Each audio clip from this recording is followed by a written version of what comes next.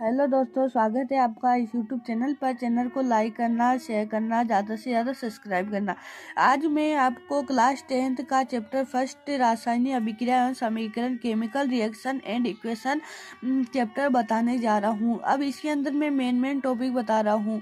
इसके अंदर पहले क्रियाकलाप एक दिया हुआ है, उसके अंदर बताया हुआ है कि मैग्नीशियम को वायु की उपस्थिति में दहन किया जाता है।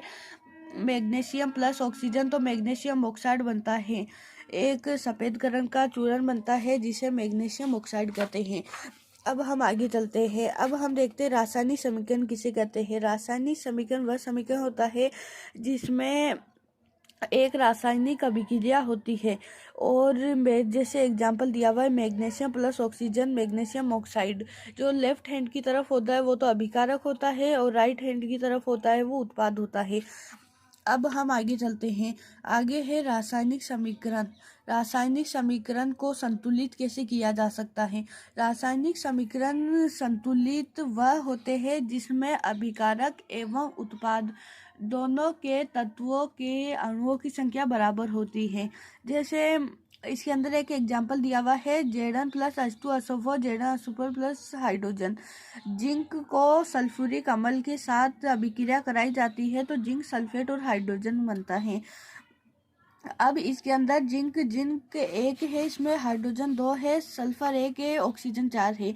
और अब हम उत्पाद की तरफ देखते हैं तो जिंक 1 है, सल्फर भी 1 है, ऑक्सीजन 4 है और हाइड्रोजन 2 है।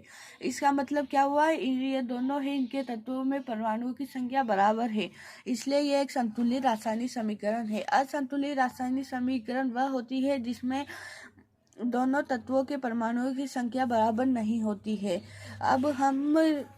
अब इनके कुछ एग्जाम्पल देखते हैं संतुलित रासायनिक समीकरण के। संतुलित रासायनिक समीकरण को संतुलित हीट एंड ट्रायल विधि द्वारा किया जा सकता है। अब बोर्ड में एक क्वेश्चन पूछता है कि ब्लैक एंड वाइट फोटोग्राफी किससे होती है, तो AgBr, जिसको हम सिल्वर ब्रोमाइड कहते हैं। ये इम्पोर्टेंट क्वेश्चन है। अब हम अगली क्लास में रासायनिक अभिक्रिया के प्रकार पढ़ेंगे। आज तक सब बच्चे एकदम अच्छी तरीके से समझ जाना और इस ज़्यादा से ज़्यादा इसको लाइक करना, शेयर करना, सब्सक्राइब भी करना।